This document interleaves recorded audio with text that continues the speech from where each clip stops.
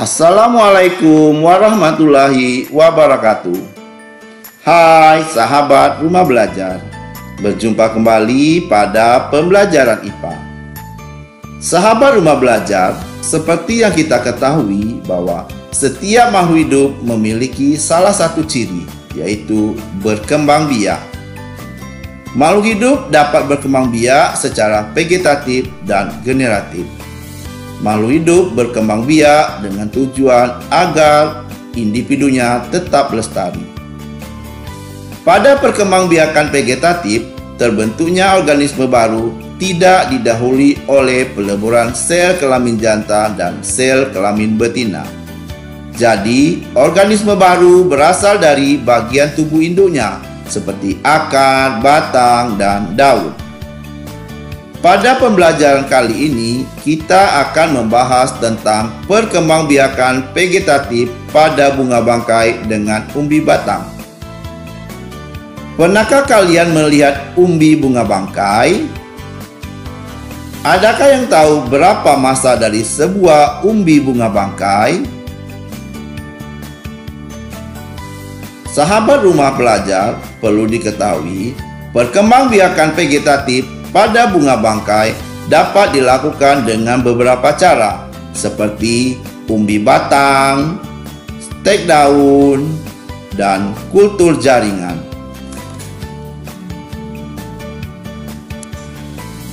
Umbi batang adalah batang yang tumbuh di dalam tanah dan digunakan untuk menyimpan cadangan makanan. Umbi bunga bangkai berbentuk bulat agak gepeng, permukaannya kasar, dan banyak terdapat calon-calon tunas dan berwarna coklat muda. Diameter umbi dapat mencapai 65 cm, dengan bangsa umbi dapat mencapai 100 kg. Umbi dapat dengan mudah dipisahkan dari daun setelah tumbuhan layu.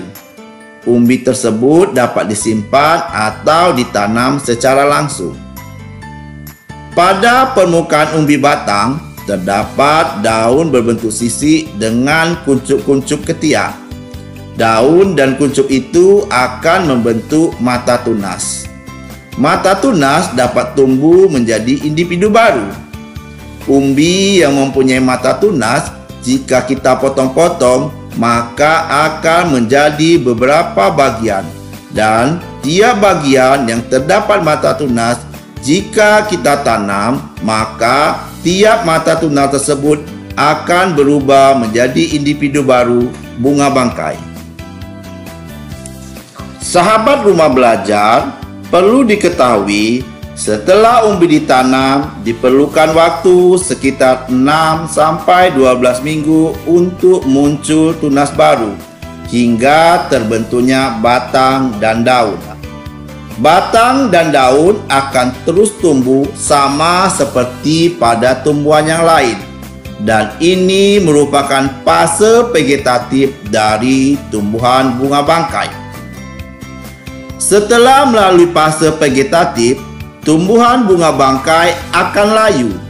Jika ukuran umbi masih kecil, maka tumbuhan bunga bangkai yang layu akan kembali tumbuh membentuk tunas baru yang bentuknya lancip memanjang, sehingga tumbuhan bunga bangkai kembali pada fase vegetatif. Fase vegetatif akan terus berulang sampai ukuran umbi siap untuk membentuk fase generatif. Jika ukuran umbi sudah siap untuk memasuki fase generatif, maka akan terbentuk tunas baru yang bentuknya bulat, dan ini merupakan calon bunga dari tumbuhan bunga bangkai. Diperlukan waktu sekitar 3-5 tahun dari penanaman umbi sampai terbentuknya bunga. Wah, ternyata butuh waktu yang cukup lama juga ya. Sahabat Rumah Belajar, perlu diketahui, ternyata untuk membentuk bunga tumbuhan bunga bangkai melalui beberapa fase vegetatif yang terus berulang-ulang sampai memasuki fase generatifnya. Mulai sekarang, mari kita jaga habitat dengan melestarikan hutan sebagai tempat tumbuh tumbuhan bunga bangkai agar tetap terlindungi.